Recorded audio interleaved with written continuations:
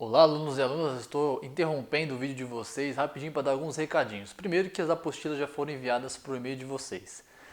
Nas apostilas vocês vão encontrar o capítulo 1 e o capítulo 2. O que vocês vão fazer? Vocês já podem começar a fazer as tarefas que estão no final do capítulo de número 1. Embora as aulas ainda não foram ministradas, você já pode ir preenchendo devagar para você não ficar acumulado no final para entregá-las, ok? Não esqueçam de conferir a inscrição de vocês com a secretaria. É importante que esteja em dia para que vocês não venham ter surpresas no futuro. Façam as lições e qualquer dúvida, mande na secretaria ou no meu WhatsApp pessoal. Caso também, na hora de entregar as tarefas, lembre-se de enviar no e-mail do Instituto, munos.mpb@gmail.com, tá bom? No demais, bons estudos e até mais. Bem, vamos lá. Vamos começar lendo o texto? Vocês estão com a Bíblia aí? Olha só o que o texto diz para nós lá em 2 Coríntios 10, 3 ao 5. Porque, andando na carne, não militamos segundo a carne. Porque as armas da nossa milícia não são carnais, mas sim poderosas em Deus, para destruir a destruição das fortalezas, destruindo os conselhos e toda altivez que se levanta contra o conhecimento de Deus. E levando cativo todo o entendimento à obediência de Cristo. O que esse texto está dizendo? Ele está dizendo a respeito de guerra espiritual. O que é guerra espiritual? A guerra espiritual que o apóstolo Paulo está dizendo para os irmãos coríntios é que se levantavam doutrinas que eram fora do conhecimento de Deus, que estavam afrontando a igreja de Deus. Ou seja, heresias. E como é que nós combatemos as heresias? Com o conhecimento de Deus. E qual é o poder do conhecimento de Deus? O poder dele é infinito. Olha o que o texto diz. Para a destruição das fortalezas, destruindo os conselhos de toda altivez. Ou seja, não importa como seja a heresia, quando nós temos o conhecimento correto a respeito de Deus, nós então podemos destruir todas essas armadilhas, todas essas armas usadas contra nós. Então, qual é a importância de nós estudarmos teontologia? É justamente para que nós não sejamos levados cativos pelos ventos de doutrinas.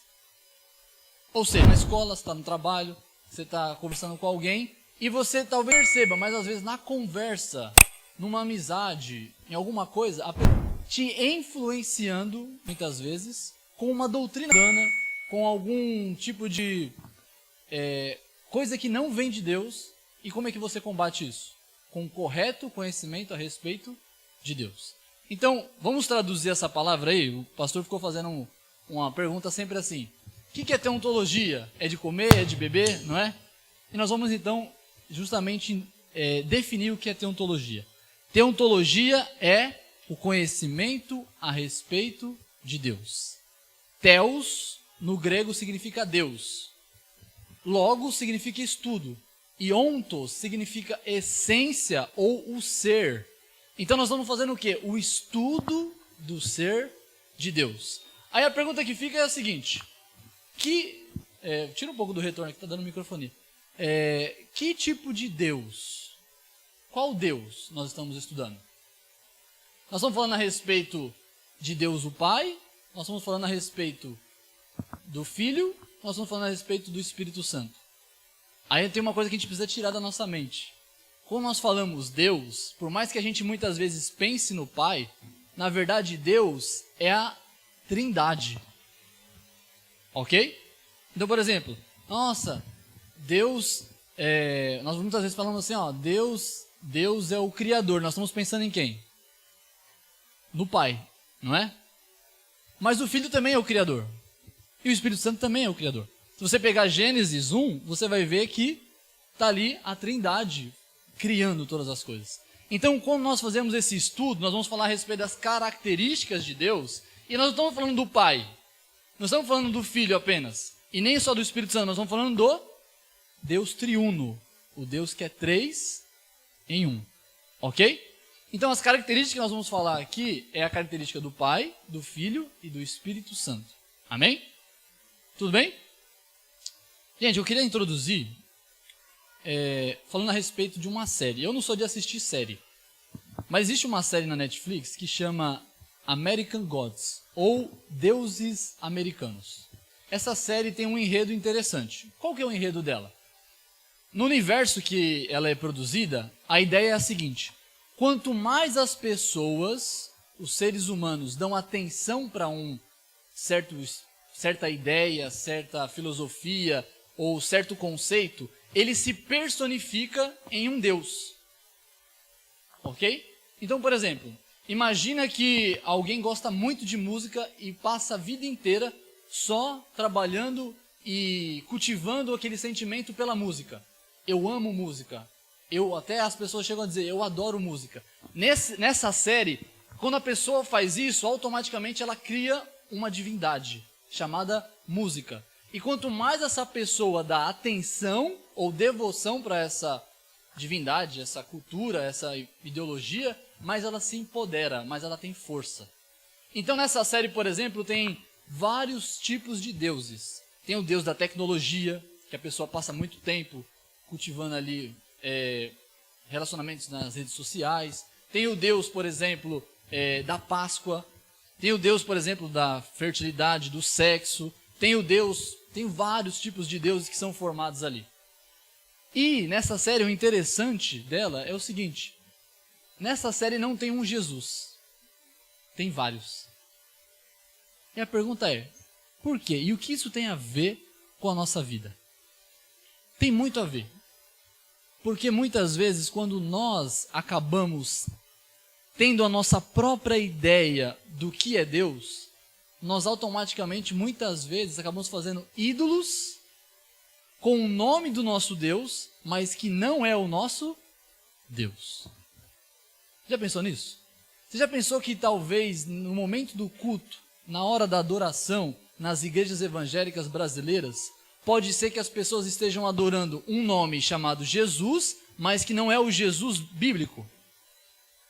Você já imaginou que muitas vezes pode ser que pessoas estejam adorando a Deus, chamando Ele de Deus Pai, Deus Filho e Espírito Santo, e na verdade eles estejam adorando um outro Deus com o mesmo nome? Como isso é possível? Quando nós não temos o verdadeiro conhecimento de quem Deus é. Então nós podemos acabar chamando o nosso ídolo de Jesus e acabar não adorando a Jesus e adorando um ídolo com o mesmo nome. Por isso a importância, volto a frisar, de nós conhecermos o Deus da Bíblia. O Deus da Bíblia não é o Deus da nossa criatividade. O Deus da Bíblia, vocês vão ver no decorrer do curso, não é o Deus que a gente muitas vezes queria que fosse. Muitas vezes ele nem pensa como nós queríamos ou nós queremos pensar. O Deus da Bíblia muitas vezes é contrário, ou melhor, na maioria das vezes ele é contrário a tudo que a gente quer. Porque o Deus da Bíblia ele não é um ídolo. O Deus da Bíblia é o próprio Deus. Então o conhecimento de Deus é importante para quê? Para que quando eu e você nos chegamos diante de Deus, nós tenhamos certeza de que Ele é o Deus verdadeiro e não o Deus dos nossos próprios corações. João Calvino dizia o seguinte, que o coração do homem é uma fábrica de ídolos. O que ele estava querendo dizer com isso? É que, de fato, eu e você, nós temos uma essência de adoração, nós acabamos adorando qualquer tipo de coisa. Como eu disse aqui, adoramos música, adoramos personalidades, adoramos coisas, adoramos sistemas, adoramos doutrinas, adoramos políticas, adoramos uma série de coisas. E quando nós estudamos o ser de Deus, nós vamos fazendo o quê? Uma limpeza no nosso coração e na nossa mente, para que a gente se despeça desses ídolos e possamos nos apegar ao Deus da Escritura. Então, nosso propósito nesse curso é justamente nós levarmos a ter a real e a verdadeira noção de quem Deus é, na sua essência e no seu ser. Amém? Dúvidas até aqui? Deu para ficar clara a importância de estudarmos esse assunto? Deu? Não deu? Não estou ouvindo? Deu? Se ficou alguma dúvida, gente, por favor, não interrompa, não fica com vergonha não. E se precisar, o microfone está aí. Então vamos lá. A pergunta primeira que nós temos é: quem então é Deus? E quem Deus é? São duas perguntas. E nós precisamos, para responder essa pergunta, nós precisamos de mais duas perguntas, para ficar mais fácil ainda. A pergunta é, quem é Deus e quem Deus é? Então, como nós sabemos se Deus existe? Porque, pensa comigo, Daiane e tudo mais, se você vai falar sobre um estudo sobre Deus, você precisa primeiro conceber a sua existência, não é verdade? Como é que você vai estudar uma coisa que você nunca viu? Né? Por exemplo, quem sabe o que é um churrumino? Sabe o que é um churrumino? Vamos estudar, nós vamos fazer um curso sobre o que é um churrumino. Churrumino é um termo que o Chaves usa para falar sobre aquilo que ninguém sabe o que é, mas que só ele sabe o que é. Não tem como a gente estudar uma coisa que não existe, não é verdade? Então, o nosso início do nosso curso é: Deus existe?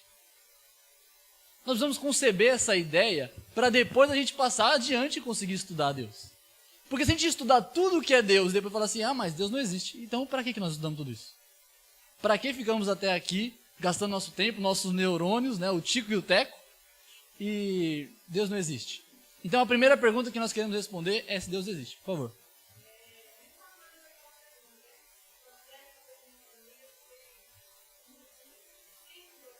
Quem criou Deus? Entra também. Exatamente, nós vamos falar sobre isso nos atributos de Deus, exatamente. Então isso é muito importante para a gente conceber a ideia de quem Deus é. Precisamos saber primeiro se ele existe. Segunda coisa, nós vamos saber também se Deus existe, é realmente possível conhecê-lo? Porque, tudo bem, Deus existe, ok, pastor, já respondemos essa pergunta, mas dá para a gente conhecer a Deus? Porque como é que a gente vai estudar Deus se Deus, por exemplo, não se revelar? Já imaginou? Como é que você vai estudar uma coisa que ela existe, só que não tem como saber a respeito dela? Não tem acesso ao conhecimento. Então a gente precisa responder essas duas perguntas para depois entrar no que é Deus. Quem é Deus, ok? Então a nossa função na nossa aula de hoje, de introdução, é unicamente, exclusivamente responder essas duas perguntas. E a partir das outras aulas nós vamos então ver quem é Deus, ok? Então vamos lá. Dúvidas até aqui? Por favor, gente, me interrompa. Vamos lá. Primeira coisa, como sabemos se Deus existe? Olha, essa não é uma aula de apologética, então nós não vamos nos aprofundar completamente nessa área, nós podemos deixar isso para depois, mas nós precisamos saber os argumentos básicos de como saber que Deus existe. Como nós sabemos, temos certeza da existência de Deus. E nós sabemos porque existe uma revelação que nós chamamos de revelação geral. Essa revelação geral, ela abre dois leques para a gente pensar. Revelação geral é que todo mundo pode ver. Revelação geral está disponível para todo mundo. Qualquer um pode observar essa revelação. O que é revelação? Revelação é você tirar o véu, ok? A palavra no grego é apocalipse, que significa o quê? Remover o que estava em oculto, ok? Então é quando o mágico pega e tira aquela capa de cima e mostra a mágica, ele fez o quê? Ele revelou o objeto. Então quando Deus se revela, ele está tirando a capa que nos impedia de vê-lo, então nós começamos a observá-lo, ok? Então essa revelação se divide em duas coisas. Primeiro, na nossa consciência. E consciência eu estou dizendo não só sobre aspectos morais, mas estou falando também a respeito de aspectos intelectuais, ok? E a outra é a natureza. A natureza também revela a Deus de forma assim, para todo mundo ver, de forma geral. E existe uma segunda classificação de revelação, que nós chamamos, se uma é geral, a outra é especial, ok? E essa revelação especial é a Escritura. Se uma é o geral, é Deus se mostrando que ele existe, mas nada muito específico, é no geral, é no amplo, é no coletivo. Então, na revelação especial, ele se revela pontualmente, diretamente, ok? Especialmente. Vendo isso, agora nós vamos começar então pela consciência. Nós vamos passar por esses três níveis. Como sabemos se Deus existe? Através da consciência. A consciência, em Romanos 1,19, versículo 25, Paulo fala a respeito dos irmãos romanos, ou melhor, os gentios no geral, que eles, conhecendo a Deus, não o adoraram como ele deveria ser adorado. Antes fizeram o quê? Mudaram a imagem do Deus imutável, do Deus infinito, do Deus verdadeiro, em imagem humana. Se você tiver com a sua Bíblia aí, é até bom nós abrirmos. Romanos 1,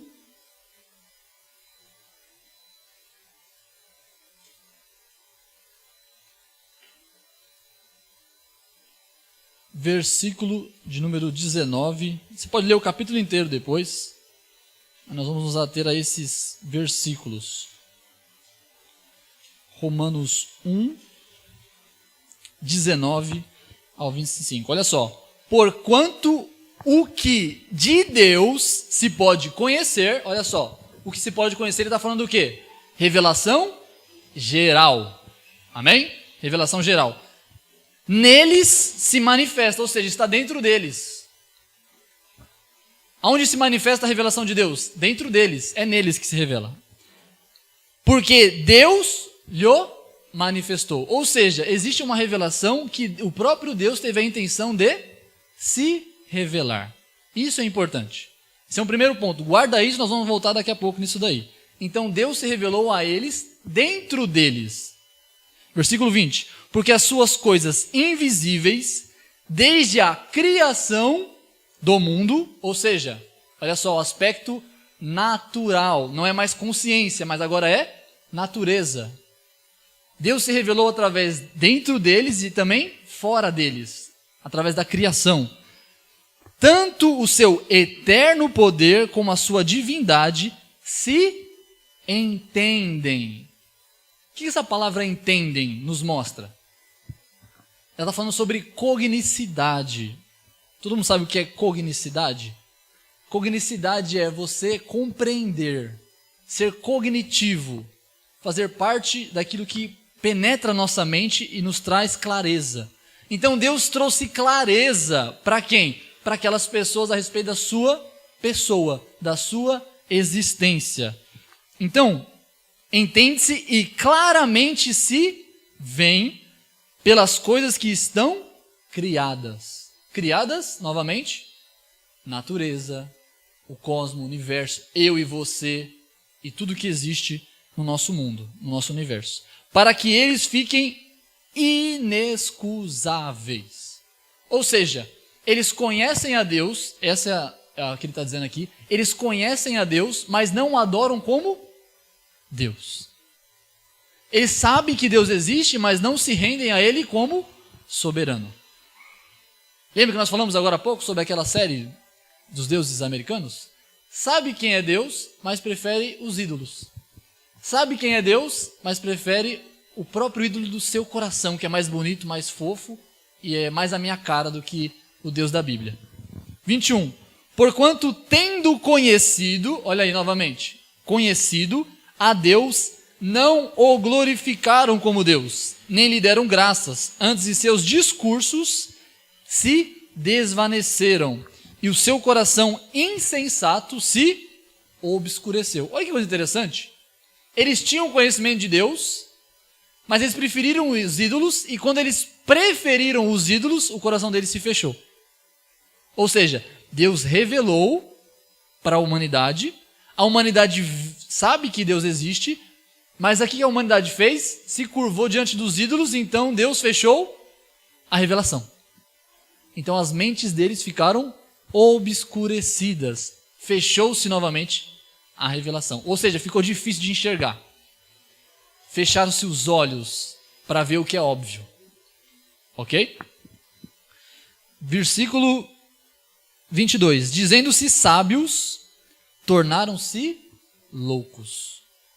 E mudaram a glória do Deus incorruptível em semelhança da imagem de homem corruptível. Ou seja, eles fizeram o quê? Eles moldaram um Deus conforme a sua própria imagem e semelhança.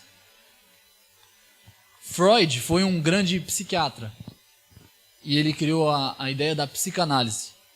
A ideia da psicanálise, uma das suas teorias é de que, na verdade, ele era um ateu, ele dizia o seguinte: o homem, na verdade, é que cria Deus, e não Deus que cria o homem.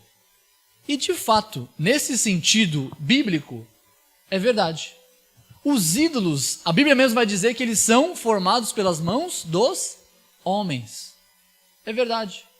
O homem que esculpia a pedra, o homem que esculpia a madeira, o homem que se dobra diante de um computador, diante de uma rede social, é o homem que se dobra diante de um outro homem, é o homem que se dobra diante de uma cultura, uma política, uma filosofia, uma ideologia.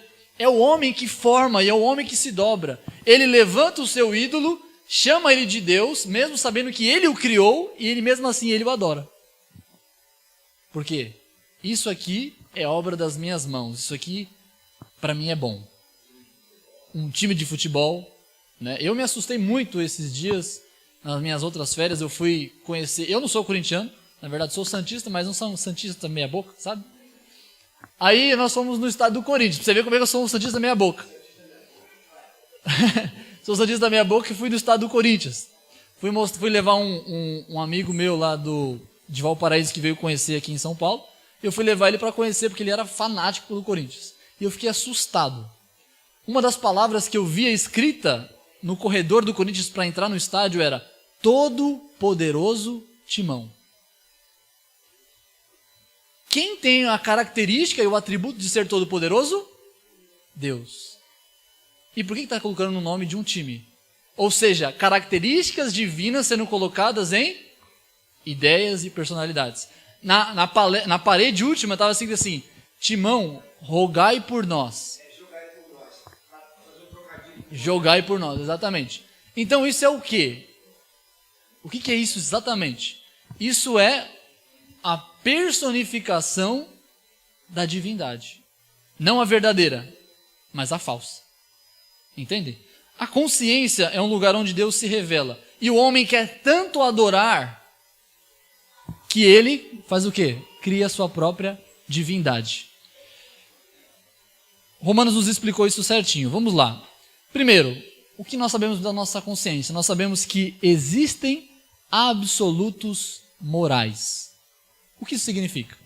Se você chegar para qualquer um, seja ele ateu, agnóstico, qualquer tipo de coisa, você fala assim, o mal existe? Ele pode até falar assim no primeiro momento, não, o mal não existe. Mas se você falar para ele, é errado pedofilia? Se ele for de sã consciência, ele vai dizer assim, sim, é errado. Mas ele fala assim, não, mas o mal é um mal social. O mal é um produto do meio, a sociedade que colaborou para que existissem esses parâmetros. Ou seja, eu só sei que pedofilia é mal porque a sociedade me diz que é mal. É verdade isso? Se fôssemos para uma ilha, você concordaria que pedofilia é permitido nessa ilha? Que assassinato, que estupro seria uma coisa natural, legal? Já que não é na nossa sociedade, pode ser em qualquer outro lugar. Você aceitaria isso? De maneira nenhuma. Ou, por exemplo, a tortura. A tortura não é um mal absoluto? Pois bem. Seja no Brasil, seja numa ilha, seja até em Marte. É um mal, não é? É ruim de qualquer forma. Tendo sociedade ou não, é ruim. E como é que nós sabemos que isso é ruim? Pela consciência. A consciência revela que nós estamos fazendo algo de ruim. A consciência revela que existe um juiz que vai dizer o que é certo e o que é errado. Em outras palavras, para a gente saber o que é bom e o que é mal, precisa existir um Deus. Porque senão tudo é construção humana. Se existe um mal absoluto, é porque existe um Deus absoluto. Essa é a ideia. Entendem? Não podemos dizer jamais que o mal é mal se não existir um Deus que é totalmente bom. Se não existir alguém que é totalmente bom e que é a personificação da bondade. Então, por isso que o argumento da consciência é um argumento da existência de Deus. Por quê? Porque se existe o mal, então existe um juiz. Se existe o bem, então existe um juiz. Se existe um juiz, obviamente não é um humano, não é um cachorro, não é uma vaca, não é uma filosofia, mas é Deus. Ok? Deus permitiu que a gente conhecesse o mal para nós sabermos quando ele é bom? Sim. Sim. Isso aí é falado, inclusive, em Apocalipse, né? Se você pegar a ideia do Apocalipse, é o quê? É Deus mostrando que o plano dele vai dar certo no final. Então, se a gente não conhecesse o mal, a gente nunca ia saber o que é realmente o bom. A gente nunca iria ir voluntariamente para Deus. A gente nunca ia ter uma noção de que Deus realmente é bom. A gente simplesmente ia falar assim, eu não sei o que é mal, então tá bom. Entendeu? Exato, problema do mal. Está no canal da Munos. Problema do mal é a primeira aula que está lá, que é uma aula experimental do curso de bacharel. Depois vocês podem estar assistindo lá. Então, sim, tá? Segunda coisa, capacidade de juízo em si. Nós julgamos. Ou seja, nossa consciência mostra que alguma coisa está errada. Quando, por exemplo, você vê alguém assaltando uma velhinha, o que você sente no seu interior? Isso é um absurdo, não é? Você precisa ser cristão para achar isso? Não. Qualquer um acha isso. Por quê? Porque é a consciência da revelação geral de Deus nos nossos corações e consciência. Então nós conseguimos ver isso daí também. Racionalidade e justificativas. Nós tentamos justificar o que é bom e o que é ruim. Como, por exemplo, alguém tentando legalizar o aborto. O que é isso? Tentar fazer justificativas para que aquele mal seja encarado como bem. Ou seja, ele precisa justificar para ele e para a sociedade que aquilo é bom. Ou seja, ele tem essa necessidade de estar dentro de uma coisa chamada bondade. Ele precisa ser enxergado por ele mesmo e pelos outros como sendo algo bom. Seja a coisa pior do mundo ou a melhor coisa do mundo. Tudo bem? Deu para entender? Então, se a gente tem justificativos, então é porque existe moral.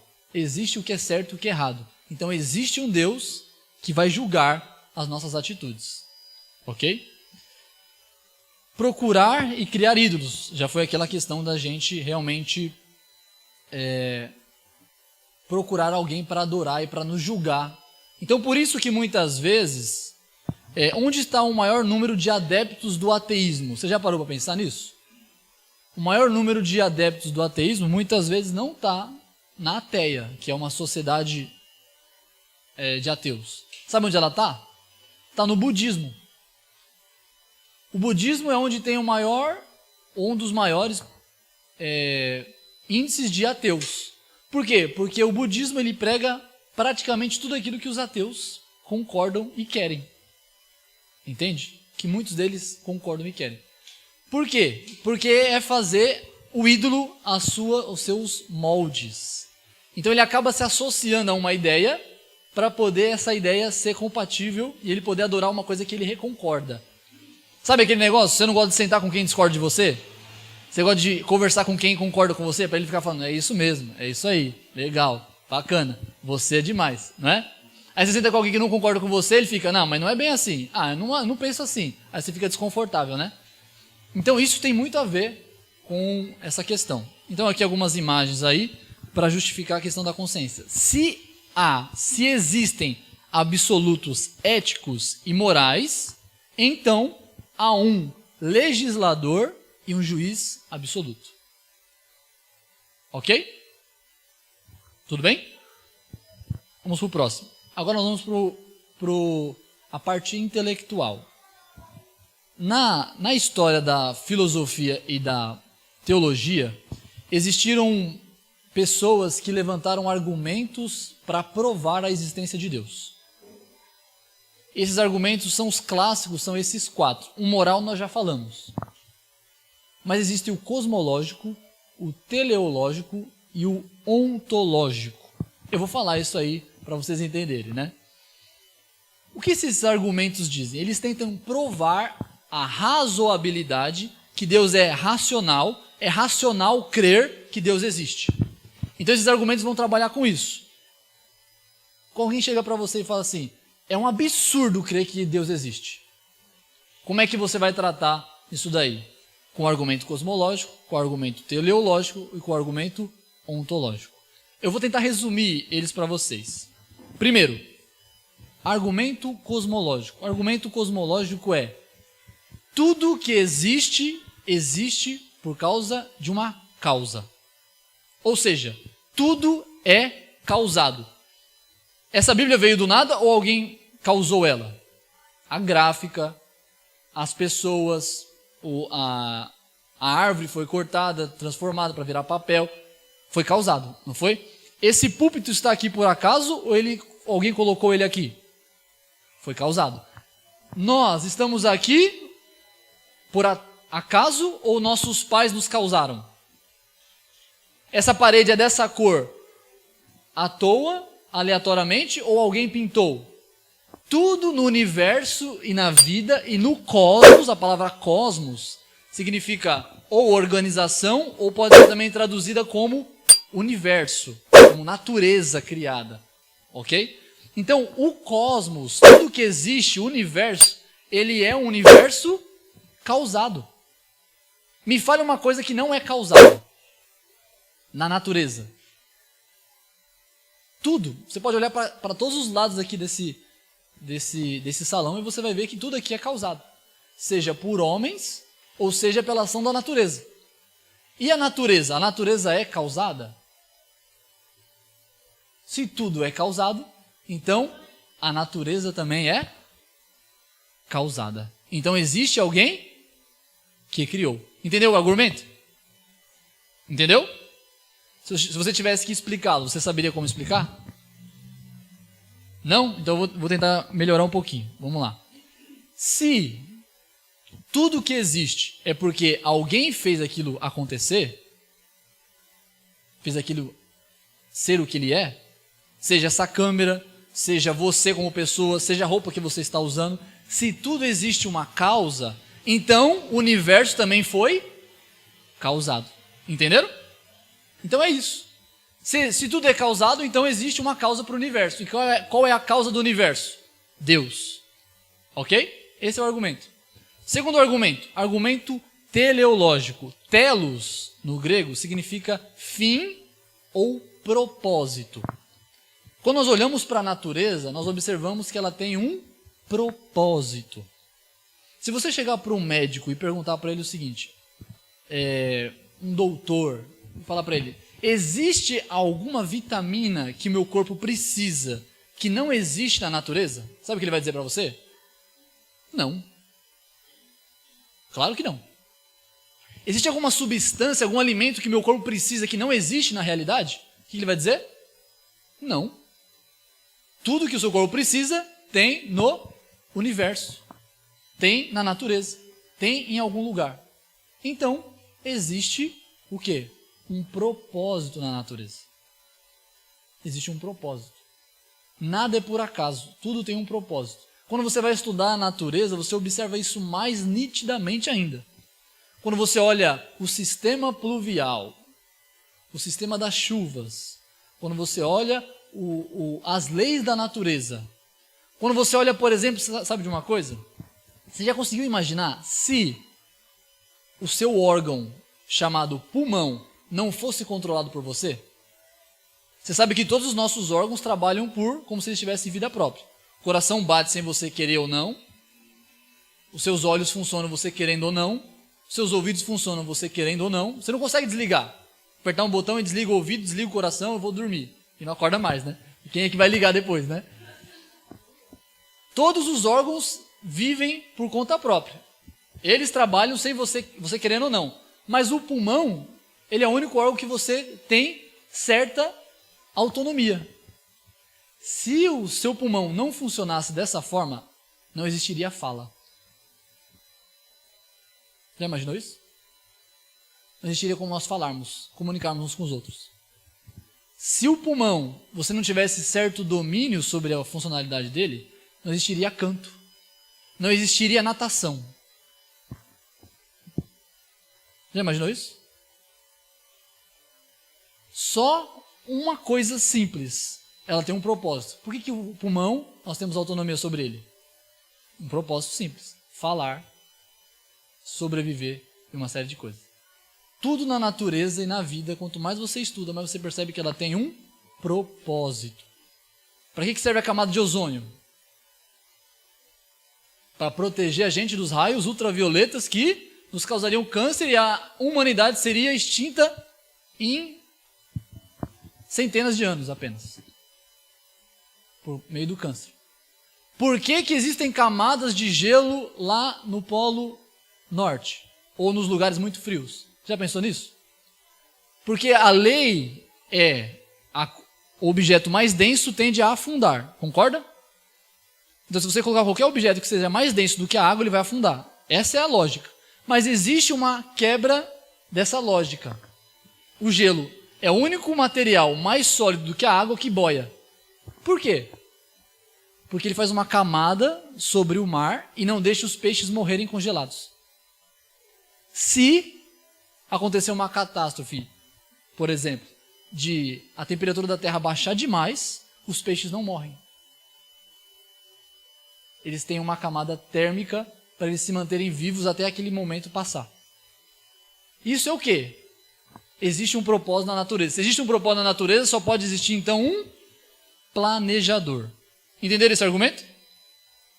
Todo mundo entendeu? Gente, se não entendeu, eu sei que essa é a parte mais complicada porque filosofia é muito abstrato. Mas eu quero que vocês me interrompam. Tudo bem? Muitos filósofos são ateus, né? Os filósofos ateus, eles vão confrontar essa ideia da existência de Deus e vão criar outras ideias, e isso a gente vai aprender também, porque pregar para o filósofo é pior que um ateu. Né? Sim, nós vamos aprender, mas não no curso agora de teontologia, nós vamos aprender no estudo de filosofia, tá?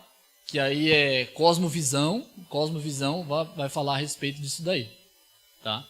Então, por isso que o curso de teologia, ele é um conjunto de matérias, não é uma só. Lógico que o mais famoso deles é o teontologia, porque fala de Deus especificamente, mas tudo que envolve Deus, por isso que filosofia é importante no curso de teologia. Beleza? O argumento ontológico. Eu já falei que o cosmológico vem de cosmos, de universo, por isso natureza. A natureza tem uma causa. Teleológico, ela tem um propósito. Telo significa propósito ou fim. Ontológico significa essência. Lembra de teontologia? De ontos, de essência? Ontologia vem do ser. Então, o argumento ontológico fala a respeito do ser. Que ser? Qual é essa ideia do ser? É mais ou menos assim a ideia. Se eu perguntasse para você o seguinte, lembra que eu falei do churrumino? Quem lembra do churrumino? Como é que é um churrumino? Me descreve aí, Cláudio, o que é um churrumino? Fala a respeito das camadas do churrumino. Você vai ter que criar, né? Mas assim, não tem como. Ele vai ter que criar, exatamente. O argumento ontológico é justamente baseado nisso. Você não consegue pensar em nada que não exista. Tenta criar agora uma coisa que não existe. Faz esse exercício agora. Rafão, cria uma coisa que não existe.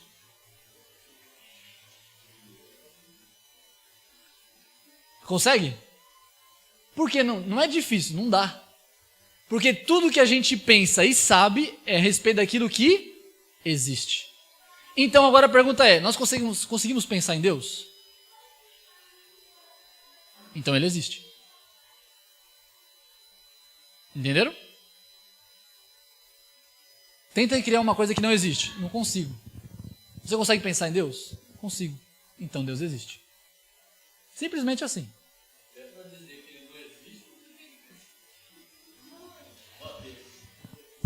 Você tem que tentar criar o impossível para você pensar que Deus não existe.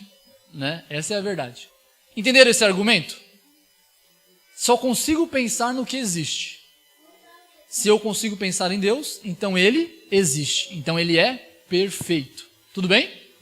Agora você poderia me dizer o seguinte, mas pastor, eu consigo pensar em coisas que não existem. Sabe o quê? Eu vou dar um exemplo para você. Me fala.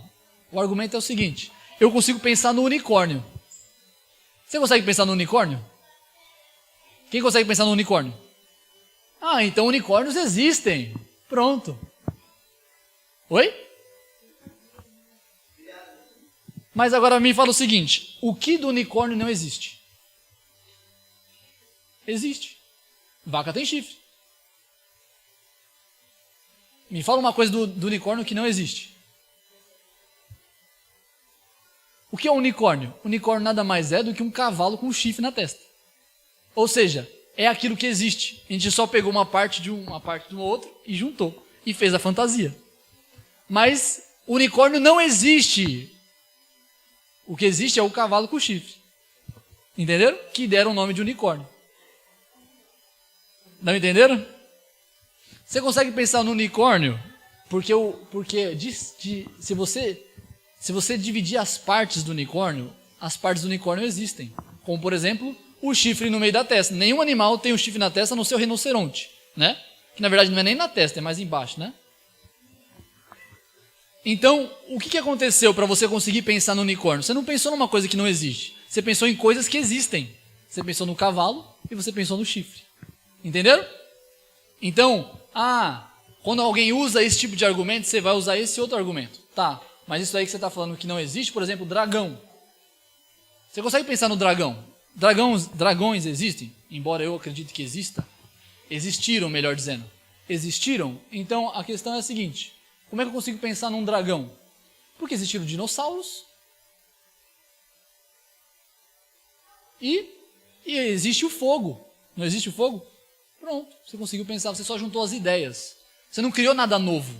Você só deu um nome novo. Entendeu? Então, agora, Deus. O que Deus é parecido? Me fala o que Deus é parecido. A única coisa que a gente vai ver que Deus é parecido, que na verdade nós é que somos parecidos com Ele, são os seus atributos morais que nós vamos ver daqui a pouco. Só isso. O resto, Deus se distingue completamente. Entenderam? Sidney, entendeu? Entendeu mesmo, né? O pastor falou um monte de coisa lá que eu não entendi nada. Depois eu vou cobrar, hein? Eu perguntei se tinha entendido. Se tinha entendido. Tudo bem? Daiane? Ficou claro? Beleza. O argumento moral nós já falamos. Então, basicamente, vamos resumir esses argumentos. Cosmológico. O universo tem uma causa. Logo, Deus não causado, ou seja, Deus não foi causado, causou a existência. Esse é a síntese do argumento cosmológico. Teleológico. Tudo tem um objetivo ou propósito. O acaso não dá direção e objetivo. Logo, existe um objetivador. Existe alguém que deu propósito, significância, valor. Ok? Terceiro, ontológico. Só posso pensar em coisas que conheço e existem. Eu posso pensar no ser de Deus. Logo, Deus existe. Moral, existem valores e regras absolutas. Logo, há um legislador e um juiz. Ok? Ficou claro? Já são apologetas, agora vão argumentar? Legal. Bem, também tem uma coisa muito interessante para a gente pensar. Sobre o ser de Deus na questão da existência. Se você pegar, você vai observar que a existência ela é baseada em três coisas sempre. Quais são essas três coisas? Aqui no exemplo, quando você vai pegar a matéria sempre ela é existente por causa de três coisas. Sem essas três coisas ela não existe. Quais são? Por exemplo, para você medir um espaço você precisa de largura, altura e profundidade. Então você encontra o espaço. Se você não tiver largura, nem altura, nem profundidade, você não encontra espaço nenhum. O espaço não existe. Porque ele precisa dessas dimensões, dessas três dimensões. Se você pensar na matéria, ela precisa, para ser existente, ela precisa de espaço, ela precisa de tempo, ela precisa de matéria. A pergunta que eu faço para vocês é a seguinte: espaço, tempo e matéria. Tá. Se existir só matéria, precisa ter espaço, certo? Para a matéria existir, ela precisa existir num determinado momento, certo? Então precisa de tempo. Então elas existem de uma vez só. A pergunta é a seguinte: a existência de Deus, como ela é? Da mesma forma. A existência de Deus é 3 em 1. Jesus não é Deus sozinho. O Pai não é Deus sozinho. O Espírito Santo não é Deus sozinho. Eles são um Deus que existe. Entenderam? Essa é a grande questão. Quando eu disse no começo, nós não vamos falar a respeito do Deus do Pai apenas, nem do Filho, nem do Espírito Santo, nós estamos falando de Deus. Deus, ele é, por essência e natureza, 3 em 1. E a característica disso está na natureza. Porque a natureza é 3 em 1. Embora cada um tenha a sua função, justamente. Jesus o Salvador, Deus Pai o Criador, o Espírito Santo, instruidor, consolador e que convence do pecado, da justiça e do juízo. Então cada um tem sua função, mas é na união dos 3 que formam Deus, no singular. Olha só aí a característica de Deus impressa na natureza e na existência. Porém, quando nós olhamos para isso, nós vamos pensar o seguinte: tudo bem, pastor, tem a revelação geral e tem a revelação na consciência e na natureza. Então eu posso conhecer quem Deus é simplesmente através da natureza e está tudo bem? Não. Por que não? Porque existem limites. Limites da revelação geral. Se você pegar e você for ver a maioria das religiões, elas são baseadas no quê? Eu vou te falar no que elas são baseadas. Na revelação geral. Se você pegar, por exemplo, a Isabela falou sobre o wicano. O que é o Wicca? O Wicca é aqueles que adoram a feiticeira, que na concepção deles é a natureza. O que eles fizeram? Eles observaram a natureza e falaram: realmente existe um Criador. Existe um sistema teleológico aqui que dá propósito para as coisas. Então, essa é a natureza. Isso nós chamamos, só para vocês gravarem, porque vocês estão se formando em teologia, vocês precisam saber esses nomes. Isso se chama teologia natural. Teologia natural é que você observa a natureza e você concebe um Criador. A questão é a seguinte: quem é o Criador dessa natureza?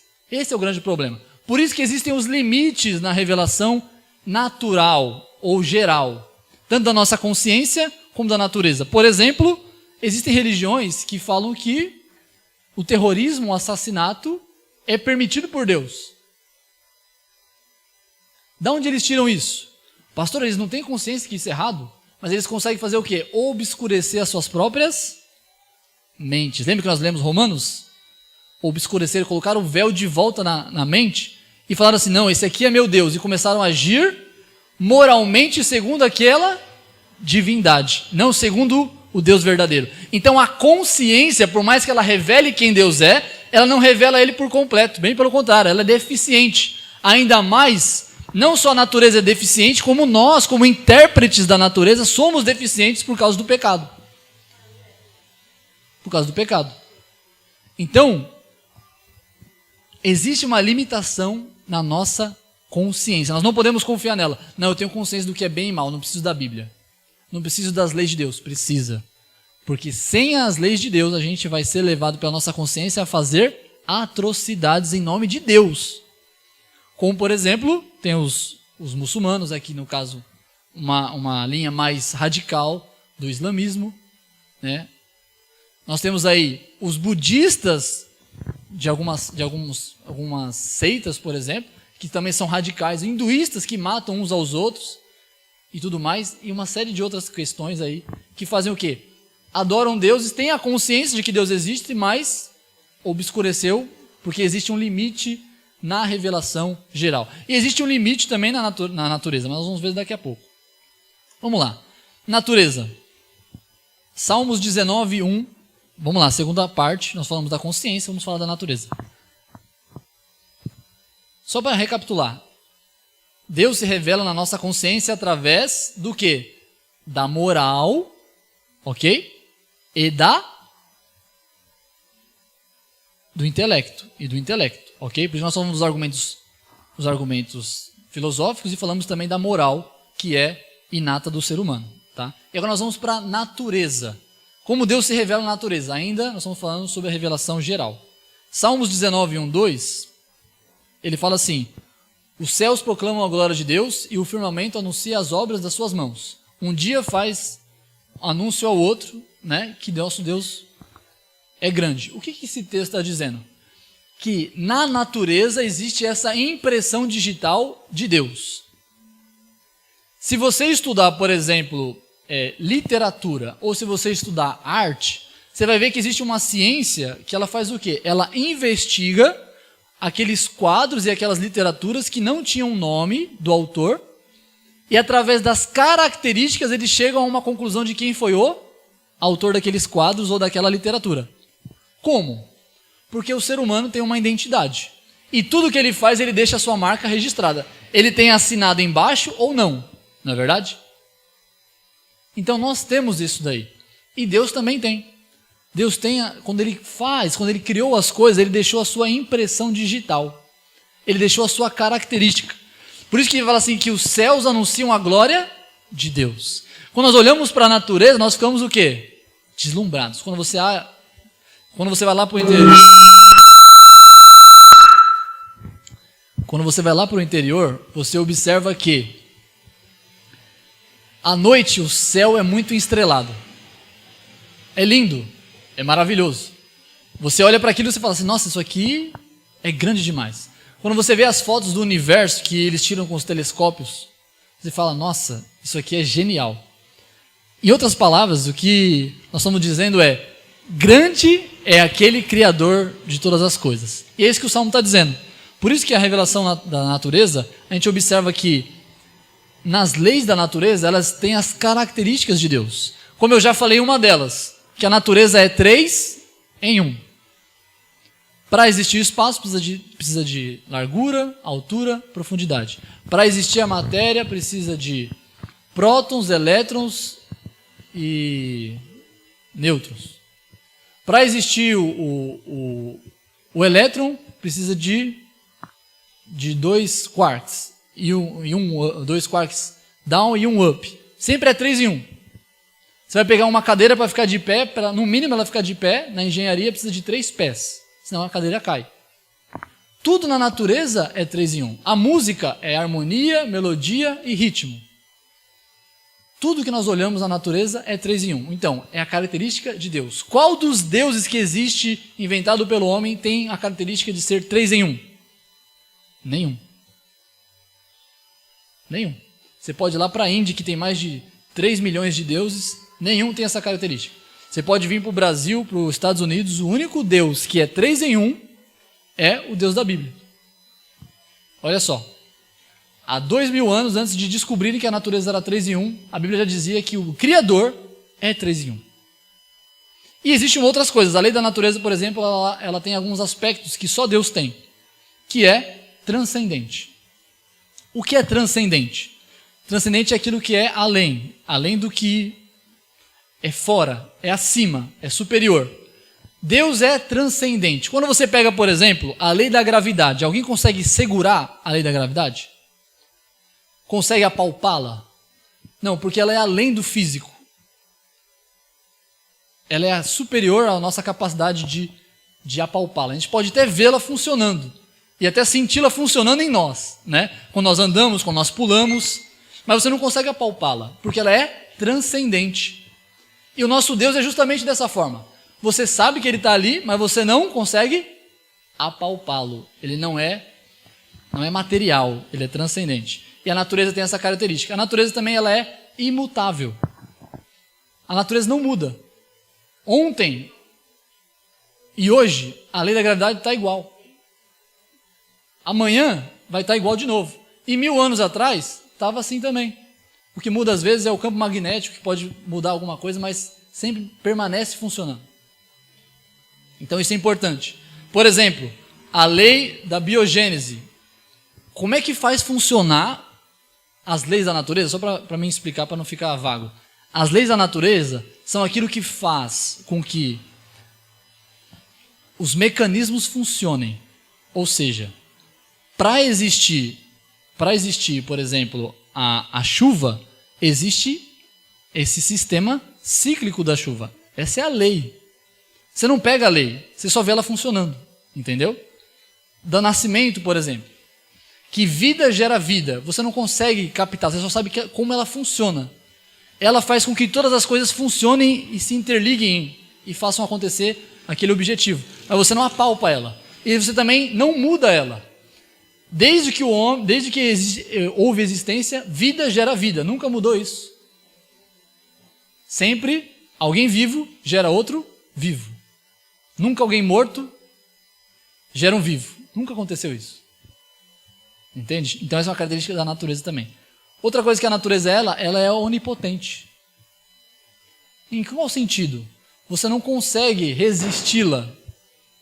Ela sempre vai funcionar, você querendo ou não, ela vai funcionar. Então, nesse sentido, ela é onipotente, ela é toda poderosa. Você não consegue eliminar o seu poder pela sua ação. Ela faz sempre o que tem que ser feito, o tempo todo, pelo seu poder que não pode ser quebrado. Então, a natureza também é onipotente. E o Deus da Bíblia é onipotente. O Deus da Bíblia é imutável. Outra coisa também é que as leis da natureza são onipresentes. Você pode estar aqui do salão da igreja, ou você pode estar na sua casa, ou você pode estar lá no Japão. A lei vai funcionar do mesmo jeito. Se você estiver numa ilha, ela está lá. Então, de certa forma, as leis são também onipresentes, assim como Deus também é. Tanto é que a Bíblia vai dizer assim que é Deus que sustenta todo o funcionamento do cosmos, né? Então é Ele mesmo que está fazendo as leis funcionarem o tempo todo. Então vamos avançar um pouco mais. A composição da natureza é triuna, como eu disse aqui. A água o estado da matéria é sólido, líquido e gasoso, 3 em 1. A matéria é, como eu disse, nêutrons, prótons e elétrons. O tempo é passado, presente e futuro.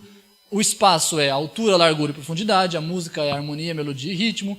E assim por diante. Então a natureza é triunitária, característica de Deus na natureza. Porém, a natureza tem os seus limites também. Tem os seus limites de revelação. Ela revela que existe um Deus, que talvez ele é onipotente, que ele é transcendente, que ele é imutável, mas não mostra se ele me ama. Não é verdade? Como é que eu sei, através da natureza, que Deus me ama? Ou que Deus quer me salvar? Entende? Então essas são características que mostram a limitação. Então, a pergunta é, Deus existe? Nós podemos dizer que em certo sentido Deus existe, em certo sentido Deus não existe. Como assim? Vou te falar. Vou tentar ser rápido porque eu nem sei quanto tempo eu tenho ainda. 5 minutos? Então eu não vou falar disso não. Vamos pular para outra parte, depois outro dia a gente explana sobre isso. Vamos falar sobre o limite da natureza então. Veja esse quadro. Me fala, Luiz, o que você acha desse autor desse quadro?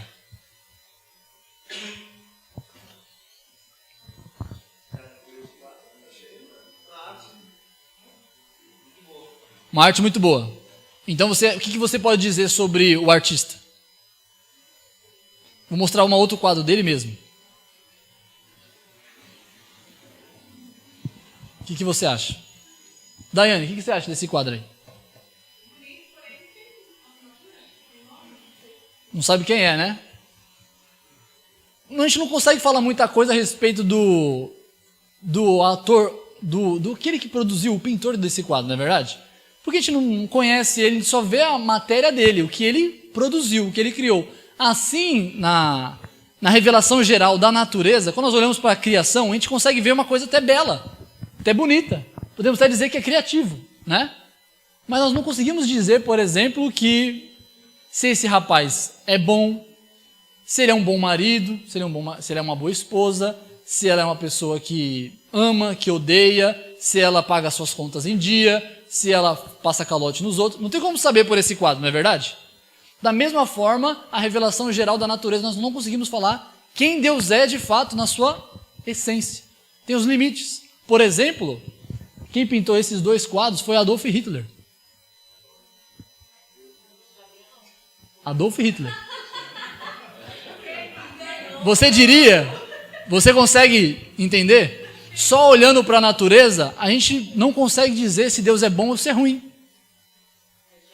Por isso que nós dependemos da revelação especial, ok? A revelação especial, ela tanto harmoniza o que é a revelação geral, do sentido natural e também da consciência, e ela mostra Deus de fato como Ele é, para que a gente possa entendê-lo. Porque se a gente for só pela natureza, a gente vai chegar nos mesmos equívocos do budista, do wicano e de outros mais, que foram ou só pela consciência ou foram só pela natureza. Por isso nós precisamos da revelação especial, nós precisamos da Escritura. A Bíblia precisa revelar para mim e para você quem Deus é no seu ser. Por isso que a gente não pode ficar fantasiando, por isso que o nosso curso vai ser baseado em dizer o que a Bíblia diz quem Deus é. Não o que o Caleb acha, não o que o pastor acha, não o que a comunidade evangélica acha, não o que o seminário Munos tem por Deus. Não, tem que ser pelo que está escrito, ok? E aí, por último aqui, eu poderia dizer para você o seguinte: quem acha que essa escultura aconteceu por livre expressão? Simplesmente os ventos, a aleatoriedade, foi lá e formou isso daí. Por que não?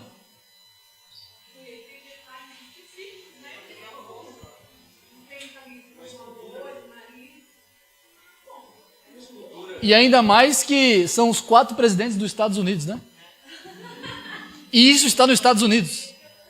Mas não poderia ser obra do acaso, passando muito tempo, assim, de uma certa forma, as rochas foram se degradando, o vento forte, a água.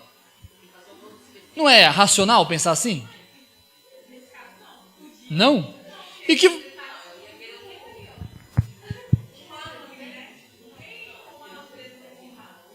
Não tem como? Tem gente que pensa diferente. E isso aqui, que vocês acham? Uma sopa de letrinhas. Qual dos dois casos você acha que foi aleatório e qual dos dois casos foi planejado? O da esquerda foi aleatório. Tem certeza? E aquele ali? Mas dá para ler também ali, não dá? Não tem alguma coisa ali? O que vocês entendem daquilo ali?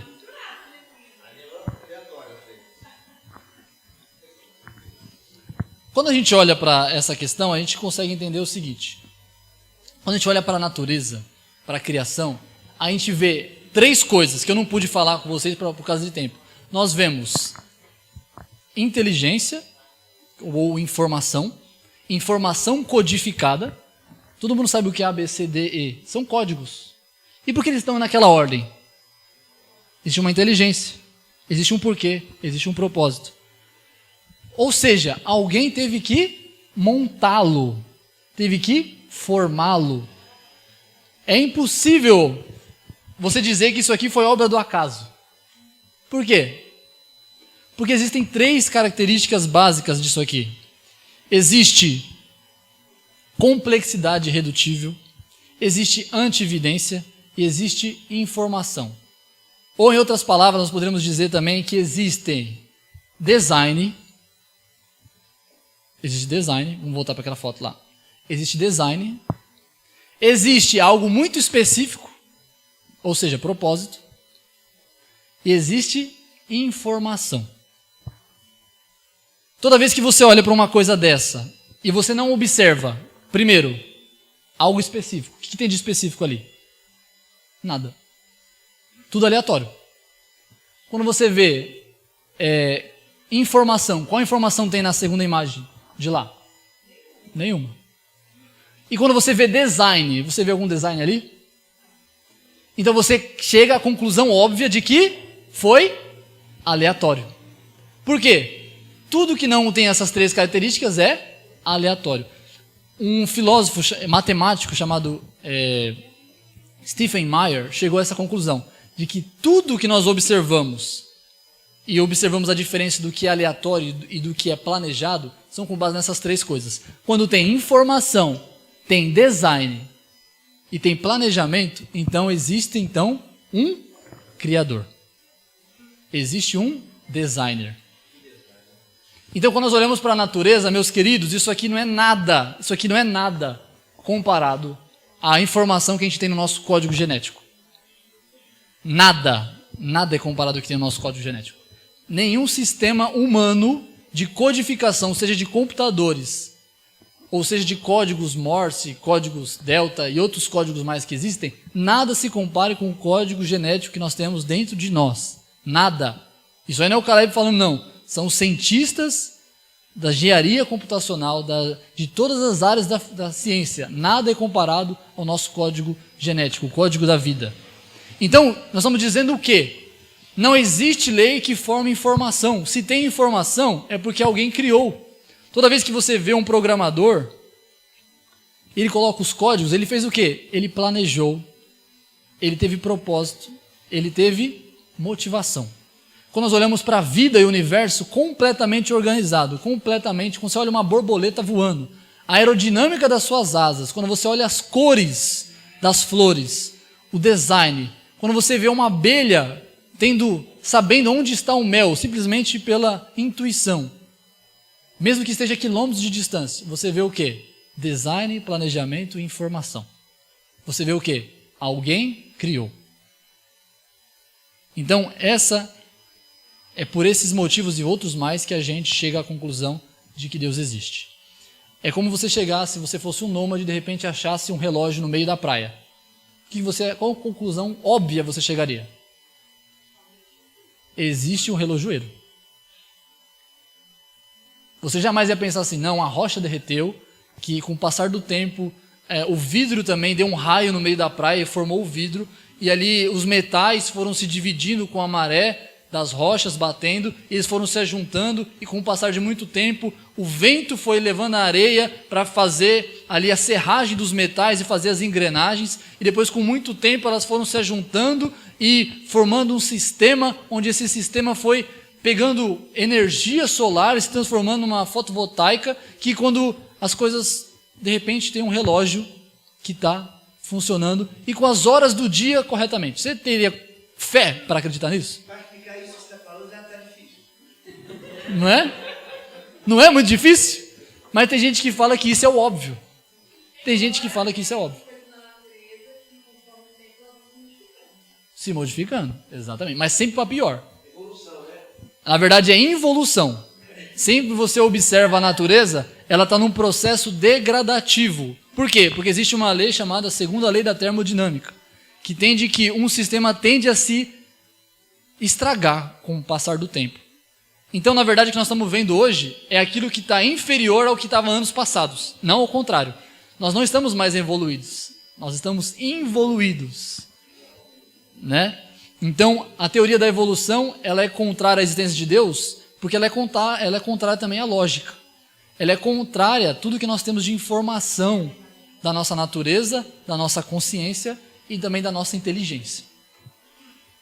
Ok? Então, se Deus existe, existe. E eu vou terminar aqui, eu vou passar um pouquinho do tempo. Imagine que você encontre um bolo desse na sua casa. Um bolo bonito, né? E você encontra esse bolo na sua casa. Qual conclusão você chegaria? Como ele chegou ali? Essa é a pergunta. Você é um cientista, você quer descobrir como aquele bolo chegou ali na sua casa. Aí, eu vou trazer duas teorias para explicar a existência desse bolo. Ou melhor, a complexidade desse bolo. Morangos, camadas, gostoso, delicioso, bom para o paladar, que tira a fome, com várias questões. Primeira, um caminhão de compras, aleatoriamente, saiu do mercado, indo numa região próxima da sua casa, provavelmente. De repente, numa curva perto da sua casa, ele tomba. E ele começa, então, a se debater no chão e um acidente terrível. E enquanto ele vai tombando ali, os ovos que tinham ali do mercado, junto com a farinha, junto com o metal do caminhão, começa a se retorcer. E ali começam-se, milagrosamente, os ovos quebrarem e caírem no metal ali, junto com a farinha, na medida certa, o açúcar e também até uma pitadinha de sal para dar aquele gosto de quero mais. Então, foi se debatendo e misturando toda aquela massa, até que no final o caminhão parou de tombar, a massa estava homogênea, e então o que aconteceu? Bum! O caminhão pegou fogo. E quando o caminhão pegou fogo, os bombeiros foram acionados, E ao chegar ali, eles apagaram e no meio dos escombros daquele caminhão tinha um bolo muito bonito, né? Então para eles não desperdiçarem, eles pegaram aquele bolo e colocaram para você ali na sua casa. Essa é a primeira teoria. Quem concorda com essa teoria? Por que não?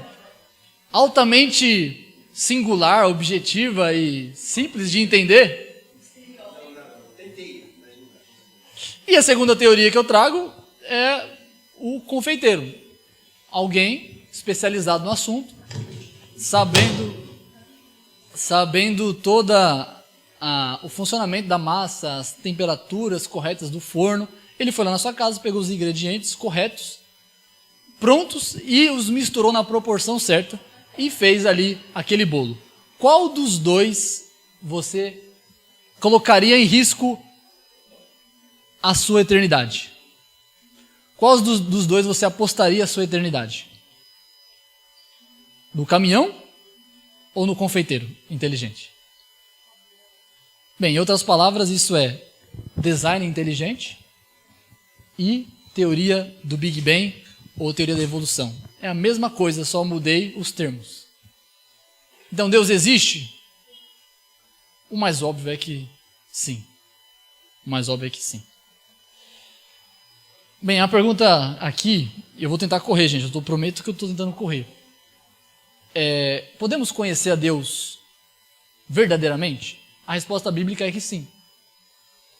Por mais que nós tenhamos um estado de pecado e a nossa mente separada de Deus e tudo mais, nós sabemos que Deus existe, mas é possível conhecê-lo?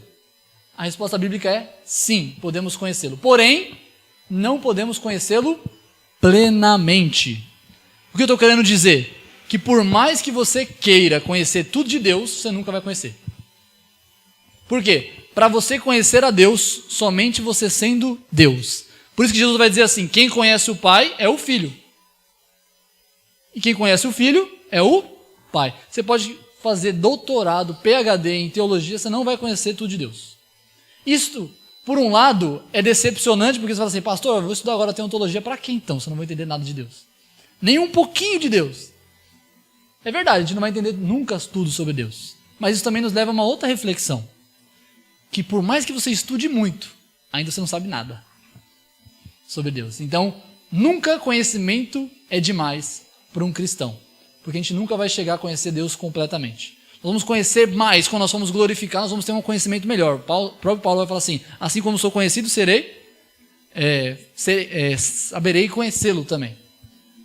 Né? Então ele está falando o quê? Nós vamos conhecer a Deus de uma forma muito melhor, com muito menos erros, uma teontologia muito melhor do que nós estamos tendo hoje, quando nós formos glorificados no céu. Porém, nós podemos conhecer a Deus de forma o quê? Proporcional. Deus decidiu revelar pela Escritura aquilo que é cabível a nós, aquilo que vai entrar no nosso HD. Ou seja, se você pegar 1 terabyte e você tentar colocar num pendrive de 8 GB, vai caber? De jeito nenhum. Mas o 8 GB você consegue. Entende? Então, a Bíblia vai dizer, por exemplo, em Deuteronômio 29, se eu não me engano, as coisas reveladas são para o homem. As coisas ocultas são de Deus. Tem coisa que a gente nunca vai entender. E por isso, já coloque no seu coração. Tire aquela responsabilidade assim, eu tenho que saber tudo sobre Deus. A gente tem que saber tudo que está aqui revelado para nós. Agora, tudo sobre Deus, nunca saberemos. Por isso, eu coloco aqui a ilustração do pendrive. Porém, nós podemos conhecer verdadeiramente Deus. Por exemplo, sabemos que Deus é justo, sabemos que Deus é luz, sabemos que Deus é amor, sabemos que Deus é espírito e uma série de coisas. Nós sabemos isso. Isso é proporcional e é o que nós precisamos saber também. Amém? Estou pulando aqui algumas coisas para a gente poder adiantar. E aqui eu termino com a historinha de um filho que pergunta para o pai, pai, qual é o tamanho de Deus? E o pai olha para o céu, tentando achar uma ilustração para falar para o seu filho como ele entender a respeito de quem Deus é, um ser tão grande, que nossa mente não pode caber todo o conhecimento sobre ele, e olha para o céu e vê um avião. Ele fala, filho, Deus é como aquele avião lá, ó. Ele está na terra, ele está tanto conosco na terra como também está no céu. Aí o filho fala, nossa pai, então Deus é pequeno e distante. Então o pai fica inconformado com aquela resposta e fala assim, eu preciso ensinar de uma forma mais didática. Então leva o filho dele até um aeroporto e lá mostra para ele aqueles iBorg, aqueles grandes aviões, e o filho fica espantado com o tamanho e o barulho das turbinas, e o pai fala assim, filho, Deus é assim, quanto mais você se aproxima dele, maior você o enxerga. O problema não está no avião, o avião pode estar distante, o problema está nos seus olhos. Os seus olhos que não conseguem enxergar a grandeza de Deus, mas quanto mais nós chegamos perto de Deus, mais a realidade do tamanho de que nós somos, como também a realidade do tamanho de quem Deus é, nos é revelada. Por isso, eu quero firmar com vocês que a gente fique nesse estudo aí, para nós continuarmos prosseguindo em conhecer a Deus, para que dessa forma a gente possa conhecer mais sobre nós também. Amém? Aplicações, rapidamente. Deus existe, por isso tudo existe. Amém? Deus se revela pela consciência, por isso somos indesculpáveis. Não podemos dizer que não conhecemos a Deus. Aquele índio, na mais distante civilização, ele também é indesculpável. Por isso nós precisamos evangelizar. Por isso precisamos enviar missionários para lá. Porque eles têm a consciência, eles só estão adorando Deus segundo as suas imagens. Precisa alguém evangelizá-los, mesmo que eles não conheçam a Bíblia. Deus se revela na natureza. Por isso o estudo da natureza nos leva a Deus. Deus é infinito, por isso não podemos conhecê-lo completamente, mas podemos conhecê-lo verdadeiramente. Deus é infinito, por isso não há exagero em conhecimento sobre Deus. Então, invista em conhecimento sobre Deus, sim. Existem limites na nossa compreensão sobre Deus, mas não há limites para Deus. Nós podemos não conhecer tudo, mas Deus, não existe limite para Ele, só para nós. O problema está nos nossos olhos, não no avião. Por último, Deus é pessoal, por isso podemos conhecê-lo em relacionamento. Por mais que Deus seja transcendente, incrível, grande, todo-poderoso, Ele também é um Deus perto. Ao mesmo tempo que Ele está no céu, com a sua glória, majestade, Ele também está nos nossos corações por meio de Jesus Cristo. Amém? Então, que isso possa afetar a qualidade com que nós amamos a Deus, conhecendo mais sobre Deus. Então nós falamos aqui sobre a revelação de Deus, se podemos conhecê-lo e os argumentos a respeito da existência de Deus. Amém? Vamos orar? Baixe sua cabeça, vamos falar com Deus. Obrigado, Senhor, por esse momento. Ilumina nossa mente, porque sem Ti nós não podemos entender nada, Senhor. Não é a minha capacidade de ensinar, não são, Senhor, os utensílios, Senhor, de didática que nos ensinam, mas é o Teu Espírito que nos convence e nos direciona ao Senhor. Portanto, nos ajuda nesse curso a compreender mais sobre a Sua presença, sobre a Sua palavra, sobre a Sua verdade, sobre a Sua pessoa, para que possamos Te adorar com melhor qualidade, no nome de Jesus. Amém. Glória a Deus.